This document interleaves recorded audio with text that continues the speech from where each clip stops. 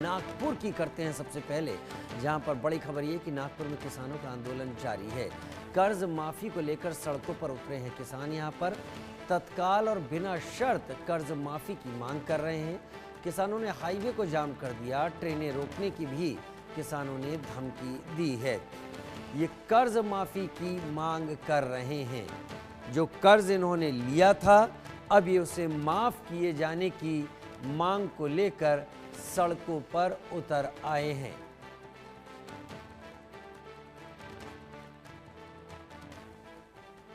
कर्ज माफी की मांग को लेकर सड़कों पर उतरे ये किसान कि इनका कर्ज माफ किया जाए, जो कर्ज इन्होंने कभी लिया था, और तत्काल और बिना शर्त इस माफी की मांग इन्होंने की है।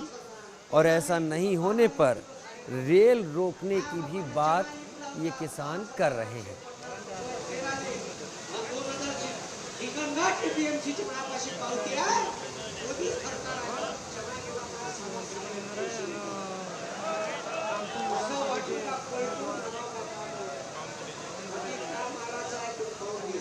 दो तस्वीरें आप इस वक्त देख रहे हैं, तस्वीरें उन किसानों की जो कि इस वक्त नागपुर में आंदोलनरत हैं।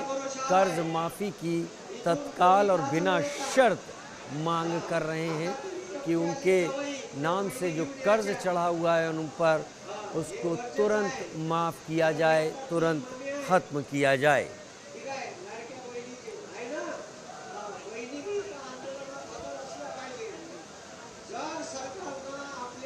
कैलाश सुगंध मेरे सहयोगी इस वक्त नागपुर से मेरे साथ जुड़ गए हैं लाइव ज़्यादा जानकारी के साथ।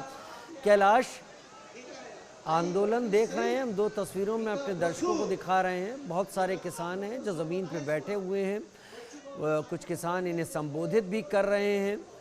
मांगे क्या क्या हैं? क्या केवल ये मांग कर्ज माफ़ी की मांग है, और जो कर्ज इन्होंने लिया था उसको माफ़ किए जाने की जो मांग लगातार ये कर रहे हैं, उसके पीछे इनके तर्क क्या हैं, वजहें क्या हैं, ज़रा विस्तार से बताएं।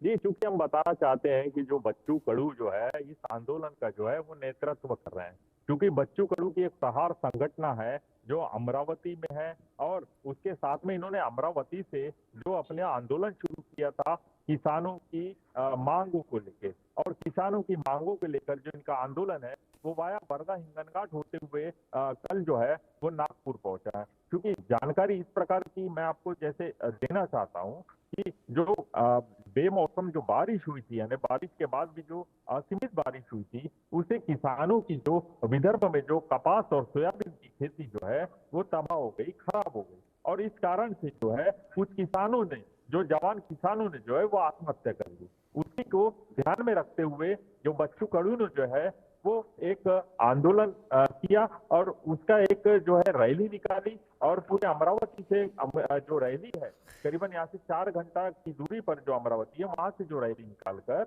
वो नागपुर में लाई। क्योंकि मैं बताना चाहता हूँ एक बात कि नागपुर जो है वो मुख्यमंत्री का जो गृह क्षेत्र है, और गृह क्षेत्र में जो है किसानों का इन्होंने जमावड़ा किया, रेल रोकने की कोशिश करी, और अभी भी मैं बताना चाहता हूं कि जो वर्धा रोड है, जो नागपुर को जोड़ने वाला जो रोड है, वो अभी प्रभावित कर रहा है, क्योंकि करीबन ऐसा जो सूत्रों के अनुसार की जानकारी मिली है, करीबन 1.5 लाख से ज्यादा यहाँ पर लोग जो है वो नागपुर में मौजूद है। क्योंकि पूरे नागपुर को जो है किसानों ने घेर रखा है, इससे चौतरफा जो है वाहनों का जो यातायात है वो काफी बुरी तरह जो है प्रभावित हो रखा है। और ये नागपुर के बाहर का जो क्षेत्र है जहाँ पर यह आंदोलन हो रहा है बूटीबुरी में, जहाँ शासन ने इनको आंदोलन करने की जो है इजाजत दी है।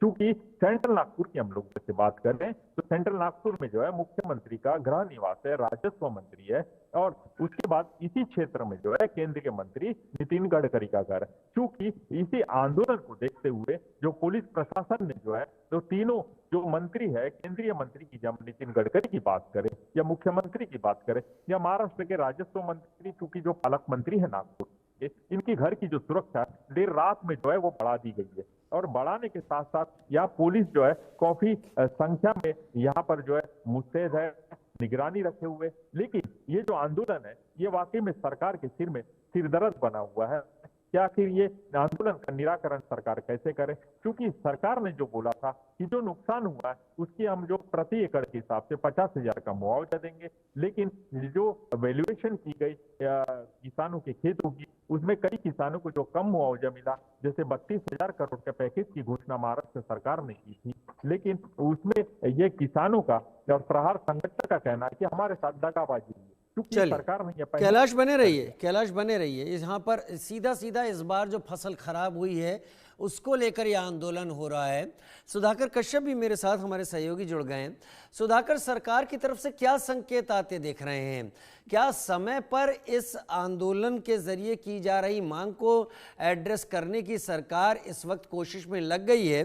क्योंकि इससे पहले मनोज जरांगे पाटिल का जब आंदोलन हुआ था उसे भी महाराष्ट्र सरकार ने बड़ी सूझबूझ के साथ समाप्त करवाया था।